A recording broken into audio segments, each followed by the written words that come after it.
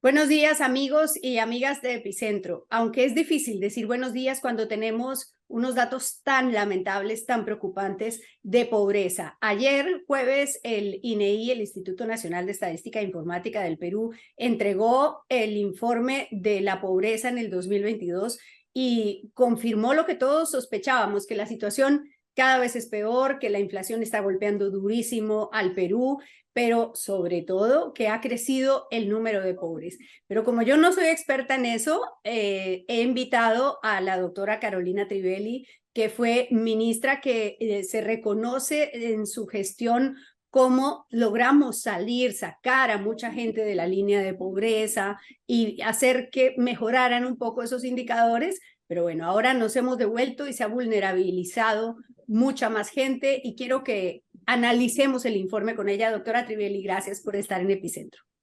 Un gusto, Clara Elvira, como siempre.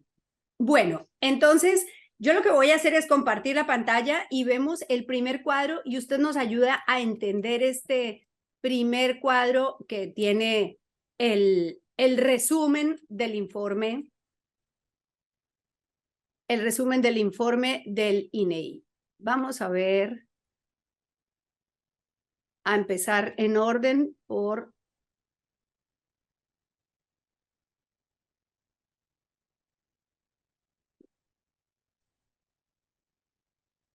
El anterior, pasa despacio, pero a ver, estoy yéndome hacia adelante, ¿no? Este es el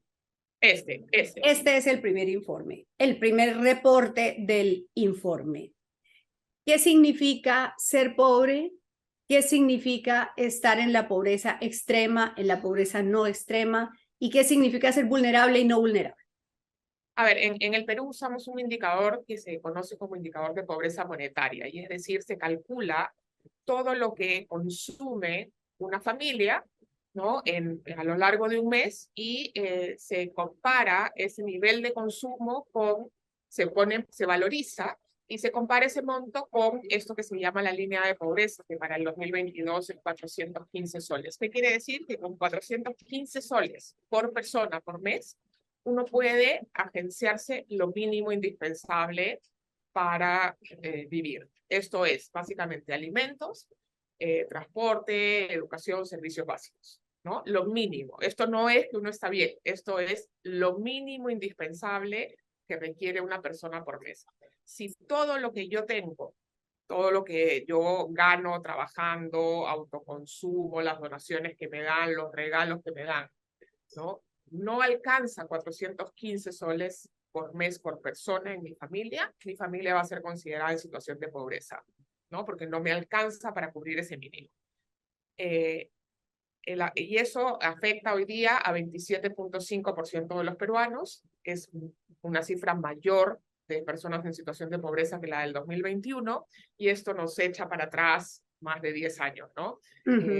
Esto realmente revierte un avance importante que había habido en el Perú en reducción de pobreza. Pero dentro de este grupo, dentro de este 27.5% de peruanos en situación de pobreza, hay un grupo de particular interés, que son aquellos que caen en una situación que se llama pobreza extrema. Y eso quiere decir que estas personas, si usan todo lo que tienen a su disposición, las donaciones, lo que producen, lo que ganan, y lo usan solo para comprar alimentos, no les alcanza para cubrir la canasta básica alimentaria. Es decir, son personas que de todas maneras van a enfrentar una situación de hambre, porque además esas personas seguro tienen que pagar un pasaje de un bus o comprar agua o electricidad, y entonces van a comer mucho menos de lo mínimo necesario. El costo de la canasta básica alimentaria para el 2022 es 226 soles. Entonces, si todo lo que yo tengo, todo lo que yo consumo en un mes, no equivale a 226 soles por persona al mes, voy a ser considerado en situación de pobreza extrema. Y la pobreza extrema ha pasado de 4.1 a 5%, y eso es el grupo de personas que más nos debería preocupar, porque son personas que de verdad están sin recursos, ¿no? Esos son los más preocupantes. Y arriba de la línea está este grupo que se llama vulnerables, que son personas, son familias que, si bien han superado la línea de pobreza, no están consolidadas. Tienen una alta probabilidad de si alguien se enferma, si les roban su medio de trabajo, si pierden su empleo, de caer en situación de pobreza. Entonces están como arriba de la línea, pero pegaditos a la línea, ¿no? Y entonces ese grupo se mueve mucho. Mucha de la gente que estaba en ese grupo es la que ha caído en situación de pobreza en el 2022, ¿no? Incrementando el número de pobres. Ya, hablemos de números para entenderlo, porque el porcentaje a veces se le pierde a uno. 27.5% equivale a 9.184.000 personas. Y el número de vulnerables es 11 millones. Es decir, 11 millones de personas que viven en este país están colgaditos de los dedos de la línea de pobreza. Si viene, por ejemplo, y quería preguntarle si ese es un elemento preocupante, si viene un fenómeno del Niño, ¿esa gente puede caer como sin duda que viene? Ese grupo es heterogéneo, ¿no? Hay algunos que están, como tú dices, justo colgaditos encima de la línea, sentaditos encima de la línea, y hay otros que están mejor posicionados, tienen algunos activos o tienen varias personas perceptoras de ingresos en su hogar, entonces tienen menos riesgos de caer en pobreza. Pero los que están en el grupo vulnerables, más cerca a la línea, cuando pasan eventos inesperados, sea un problema climático, como el Niño, si es que viene para el próximo año, o les roban su instrumento de trabajo. Piensa en una persona que trabaja en su moto o que tiene un mototaxi y le roban el mototaxi, se malogra el mototaxi. Ese simple cambio, como están tan cerca a la línea, puede hacer que caigan en situación de pobreza. Por eso es que se les considera vulnerables, porque todavía no han logrado consolidar una base de activos, de seguridad económica que les permita asegurar que incluso si pasa algo inesperado, van a poder mantenerse afuera de la situación de pobreza. Ajá. No vamos a marearnos mucho con cifras porque, pues, pero vamos a ver. Ese cuadro es muy importante, Clara, el anterior. Ya. Ese cuadro lo que nos dice es cuando yo valorizo todo lo que consume una familia, ¿no? Esto se llama el gasto real por habitante, pero aquí está todo lo que el valor de todo lo que ha consumido una familia, ¿no? Todo lo que ha comprado en alimentos, todo lo que ha recibido en donaciones, todo lo que tiene durante un mes. Y lo que vemos es que comparado con la situación pre-pandemia, es decir, comparando el 2022 con el 2019, el valor real de todo ese consumo de la familia hoy día es 10% menor. Y eso tiene que ver con que las familias tienen menos recursos porque ganan menos, pero también con que lo que consumen las familias, en particular las más pobres, ha subido mucho. La inflación le pega más duro a las personas que tienen una canasta de consumo muy orientada a lo que más ha subido, que en este caso son los alimentos, la energía y el transporte. En proporción, porque claro, todos consumimos alimentos, pero si el mayor gasto de la familia es exclusivamente en alimentos, porque de eso se trata, de que sobrevivan, pues entonces el porcentaje que les ha subido es mayor en proporción. ¿Es así? En el 20% de hogares de menores recursos en el Perú, cerca del 80% de su consumo, de su gasto, va a alimentos, transportes y energía. Entonces, si esas son las cosas que han subido más, obviamente no les alcanza, ¿no? Su poder de consumir, incluso esas cosas tan básicas, se reduce. Y en los cuadritos que están al costado se muestra una cosa que a mí me parece muy importante y que no seguro va a ser lo menos discutido sobre estas cifras, pero es quizá lo más importante. Y es que en este año, en el análisis del 2022, lo que vimos fue una cosa que no veíamos hace muchos años, y es que quienes empeoraron más son los que ya estaban en peor situación. Es decir, el decir 1, 2 y 3 quiere decir las personas que están en el 10% más pobre, en el segundo 10% más pobre y en el tercer 10% más pobre. El 30% más pobre ha perdido entre el 2021 y el 2022 2.5% de su capacidad de consumo. O sea, los que ya estaban en una situación de pobreza o estaban muy cerca de la línea de pobreza han perdido capacidad de consumo, mientras que los que están en el otro extremo de la distribución, en los deciles 8, 9 y 10, ¿no? Los que más recursos tienen, han mejorado poquito, pero han mejorado. Entonces la distancia entre los que están mejor y los que estaban peor ha crecido. Y los que están peor ahora están mucho peor. Entonces eso me parece que es un hecho que resaltar, porque Sí. no es solamente que hay más personas en situación de pobreza, sino que los que están en situación de pobreza están peor. Ya, vamos a ver el siguiente, porque este cuadro es el porcentaje, aquí está explicado, ¿no? El porcentaje de los que no cubren el costo de la canasta básica familiar, pero a ver si es el Y esta siguiente. es la pobreza extrema. La pobre, no sé si me pasé, estaba buscando uno que creo que me pasé, voy a devolverme porque me parece que es muy importante, que es el del porcentaje de la población. Ah, no, es el mismo, ¿no? Es ese, ya. Es que yo lo veía en blanco y negro. Ahora veamos este cuadro, porque este cuadro habla de los departamentos en donde se incrementó el número de pobres en puntos porcentuales.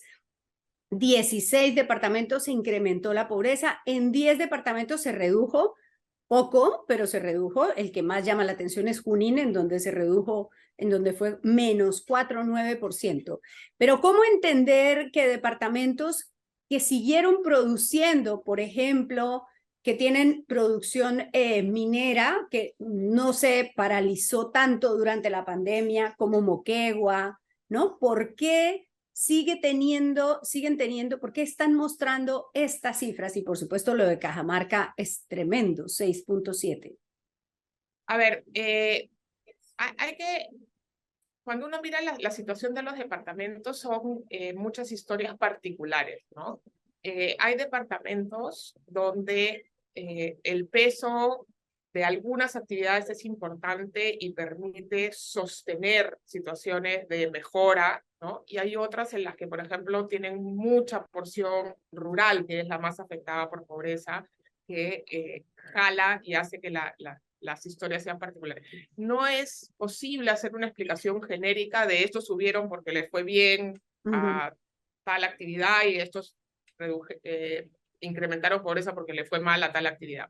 Son historias muy complicadas. Entonces, a mí personalmente no me gusta mucho mirar entrar en ese el análisis detalle. departamental, porque Sí. hay que entender la historia particular de cada región, de lo que pasó en el año 2022. Y eso puede ser desde un tema climático hasta un problema particular en un sector productivo. Entonces, te confieso que hay que preocuparse porque igual, y creo que esto es lo más importante, frente a la situación prepandemia, a casi todos los departamentos empeoraron, ¿no? Sí.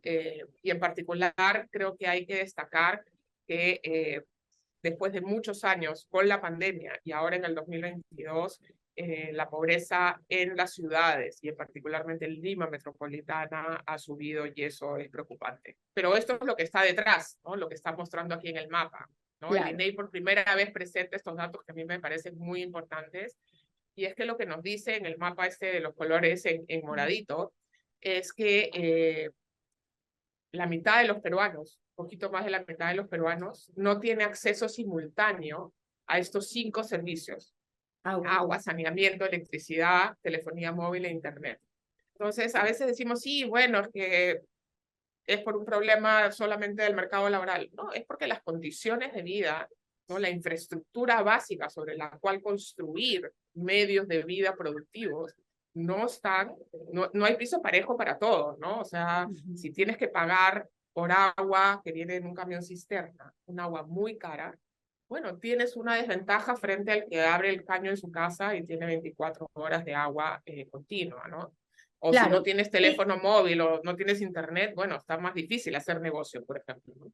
Claro, el pago del agua, por ejemplo, eso está en la canasta, en esos 415 soles está tener que pagar el bidón de agua para el día. Exacto, sí, Ya. exacto. Sin agua y saneamiento están el 29,9%.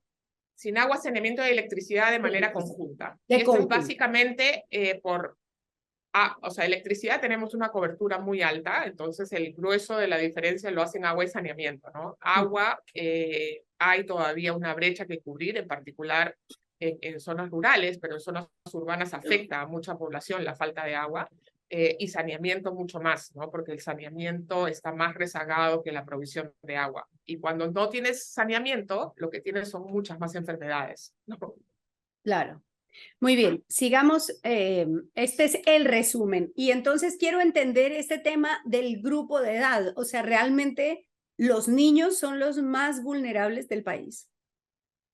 Sí, porque lo que muestra esta lámina con grupos de edad es cuántas personas entre 0 y 17 viven en hogares en situación de pobreza, ¿no? Ujú. Y los hogares en situación de pobreza tienden a ser hogares que tienen mayor número de niños que los hogares fuera de la pobreza. Entonces, cuando uno mira el total de niños que viven en hogares en situación de pobreza respecto al total de niños del Perú, es un porcentaje mayor que el de la tasa de pobreza. Por eso, 36.7% de niños en el Perú viven en un hogar que está en situación de pobreza. Sí, creo que ya vamos a terminar aquí. Este es el desagregado del acceso a los, pero este gráfico que entra todo, está todo el detalle, perdón, el anterior, está todo el detalle de las dificultades que tiene el día a día el pobre. Mira, esto es bien interesante, Clara Elvira, porque en el Perú, como yo les decía al principio, usamos como indicador oficial de pobreza esto que es la pobreza monetaria, ¿no? Si tengo plata suficiente en el bolsillo para agenciarme aquello que necesito, me consideran no pobre. Pero eso tiene que complementarse con un análisis, como presenta esta lámina, multidimensional. Y el INEI está ya trabajando en la creación de un indicador multidimensional que complemente el indicador de pobreza monetaria. Y te pongo un ejemplo. Uno puede tener un trabajo o tener un puesto en un mercado y ganar bien y tener más de los 415 soles per cápita en el bolsillo todos los meses, ¿no? Por lo tanto, no ser pobre monetario, ¿no? Estar bien, poder sobrevivir, pero vivir en un lugar donde no hay hospital, no hay saneamiento, no hay carretera, el internet no funciona. Y es Por más que yo víctima de tenga violencia contra la plata, mujer, por ejemplo. claro, y por más que yo tenga plata en el bolsillo, no puedo asegurar que voy a tener atención en un hospital adecuada, ¿no? Por más plata que tenga en mi bolsillo que me permite comprar aquello que necesito para vivir el día a día. Entonces tienen que ir las dos medidas. Una persona fuera de la condición de pobreza real tiene que ser una persona que vive en un entorno que le permite unas condiciones de vida mínimas, incluso si no tiene plata, donde no hay violencia, donde hay un hospital, donde hay agua y saneamiento, donde hay internet, pero también con plata en el bolsillo para que pueda adquirir aquello que necesita para alimentarse, para pagar sus servicios básicos. Sí, bueno, ¿No? voy Y entonces es a... bueno que el INEI lo ponga, que el INEI ya esté mostrando las dos cosas, lo monetario y lo multidimensional. Sí, bueno, entonces voy a dejar de compartir y quiero que me ayude a interpretar un poco esto. ¿Por qué? Porque, claro, yo como no sé nada de este asunto, pensé, bueno, el 22 va a mejorar un poco porque la pandemia grave fue el 20 y entonces el 21 era el rebote de la... Pero no fue así, el 21 fue mejor o digamos menos peor que este horrendo 2022. ¿Qué pasó? ¿Cómo podemos explicar eso? En el 21 lo que tuvimos fue un rebote económico muy fuerte, ¿no? Y entonces sí hubo, cuando hay mucho crecimiento económico, la pobreza tiende a beneficiarse de eso. Y además hubo mucha más ayuda social para los más pobres. En el 22 tuvimos uno que otro bono, los programas sociales ya no crecieron y hubo poquito crecimiento, ¿no? Cuando hay poco crecimiento, hay pocos nuevos empleos, ¿no? Y lo que hemos visto es que el mercado laboral que va detrás del crecimiento y detrás de la inversión privada, sobre todo, se ha recuperado muy lentamente y se ha precarizado, con lo cual las formas de conseguir ingresos en el Perú, sobre todo para las familias de menores recursos que tienen trabajos no calificados o que tienen pequeños emprendimientos que dependen de la demanda interna, se han visto afectados, ¿no? Sus oportunidades de conseguir recursos adicionales se han limitado. Y junto a ello, en el 22 lo que has tenido es una alta inflación, ¿no? Cuando tú tienes una inflación que supera el 8% y donde la inflación de alimentos es 15%, o sea, es el doble de la inflación, eso golpea a quienes menos tienen. más que al resto. Y entonces las familias han recibido estos dos choques: poca recuperación, pocas nuevas oportunidades de generación de ingreso y mayores costos en aquello que consumen. Con lo cual, por supuesto, su situación de pobreza ha crecido, ¿no? Y el tema es que para este año, sin una proyección de crecimiento muy prometedora, con unas cifras de inversión privada a la baja y con un proceso inflacionario que va a ir cediendo, pero hacia el segundo semestre del año no van a mejorar las cosas, ¿no? Eso por un lado. Y lo otro, que es lo que yo te decía al inicio, la pobreza del resultante en el 2022 es una pobreza que ha crecido sobre todo en el mundo urbano, pero que en el mundo rural, donde la pobreza es el doble, la pobreza en el mundo rural es más de 40%, en el mundo urbano es 24%. Claro, 41 contra 24, ¿no? Es muy alta en el mundo rural. Afecta a menos personas, porque hay menos personas que viven en el mundo rural, pero lo que ha crecido muy fuertemente en el mundo rural es la pobreza extrema, que ya era muy alta, era más de 12% y ahora es casi 15%. Entonces, lo que tienes es que aquellos que eran los más pobres de los pobres, hoy día están peor. Y eso los va a condenar a una trampa de pobreza y va a ser más difícil llegar a ellos y ayudarlos a superar la condición de pobreza, ¿no? Se nos han ido más lejos de la línea para abajo, ¿no? Uno de los grandes logros que había tenido el Perú no era solamente reducir la tasa de pobreza, sino que las personas que estaban en situación de pobreza estaban acercándose parejitas a la línea de pobreza por debajo. Todavía no lograban saltar, pero ya estaban cerca. Ahora lo que ha pasado es que se nos ha desordenado debajo, hay unos que han caído mucho y todos se nos han alejado de la línea. Entonces el esfuerzo que vamos a tener que hacer como país para ayudar a esas familias a que salgan de esa situación va a ser mucho mayor y va a exigir mucha más acción diferenciada para llegar a los distintos perfiles. Y con el Estado que tenemos hoy día, ¿no? Está difícil pedirle una cosa muy sofisticada para atender a esta población en vulnerabilidad. Entonces, súper malas noticias para el Perú.